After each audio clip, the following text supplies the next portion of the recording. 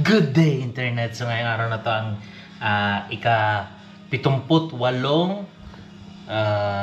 anibersaryo ng independensya ng Israel.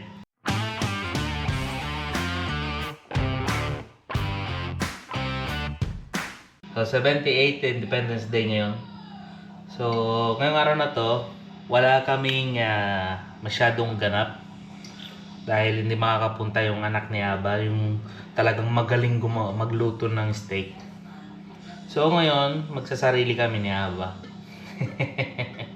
Pero hindi kami tambay lang sa bahay.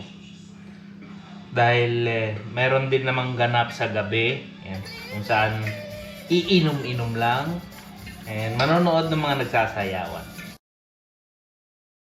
At nandito na nga kami ngayon ni Aba, nagsa-celebrate ng Happy Independence Day! Happy Independence Day! So dito kakain kami ni Aba ng falafel. Good! And so dito sa Israel yan. So ganito ang trabaho ng mga caregiver. Pa-beer na lang, ayan, no? Di ba? Painom-inom na lang ng beer. So wag niyo akong gagayahin na umiinom kayo habang kasama niyo yung aba niyo or ima niyo. Okay. So risky yun, pwede kayong matanggal sa trabaho. Pero si Aba, you allow me to drink? Sure! Yeah, yan.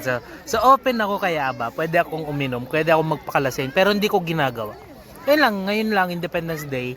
Kasi ito, kailangan mong uminom talaga. Isang beer lang, kasama yung mga tao. And syempre, falafel. Right now is gagawa ako ng ano ba tawag dito? Tilapia. So, magluluto ako ng tilapia sa loob ng oven. So ito lang ilalagay ko. Olive oil, tapos ano pa ba 'yun? Potato, tapos tomato. Yan. Pero itong olive oil, syempre kailangan natin lagyan ng konting asin. So dito sa Israel, tuwing Independence Day nila, masaya silang lahat. Hindi parang Pilipinas na, sa Pilipinas, pag Independence Day, ang iniisip natin kasi, bakasyon, magpapahingan lahat. So hindi dito sa Israel.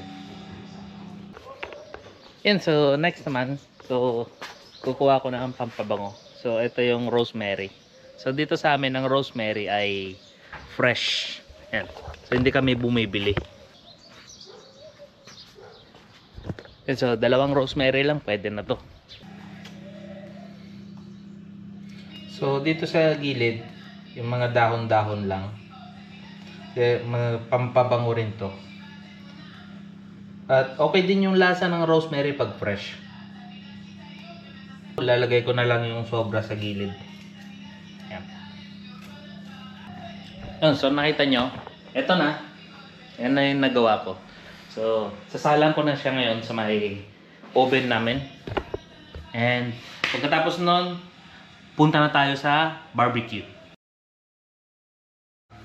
At ngayon ay next natin ay eto na. So meron akong burger dito at kebab. So ihaw ko lang. Ihaw, grill.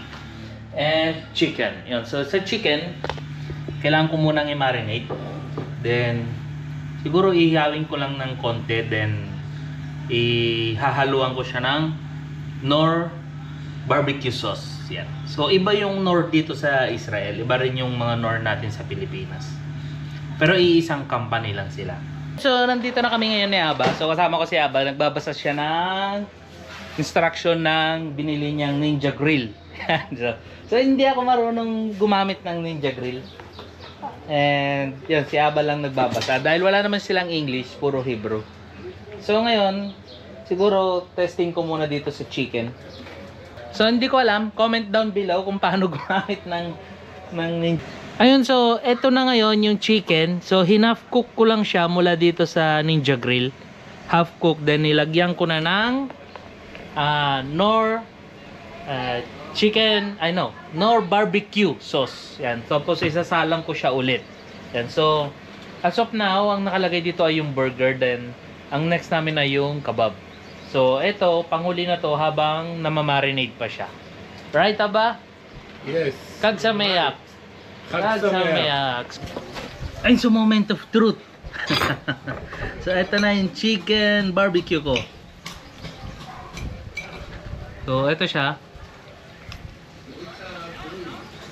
Ang sarap. Ang sarap na ito. So, Nor, baka naman. So, ang sarap. Grabe.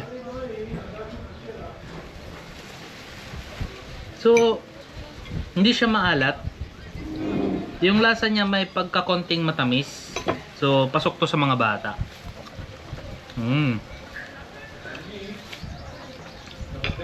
Ang sarap.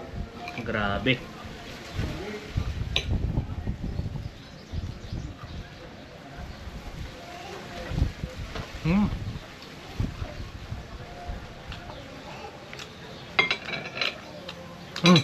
Ang sarap.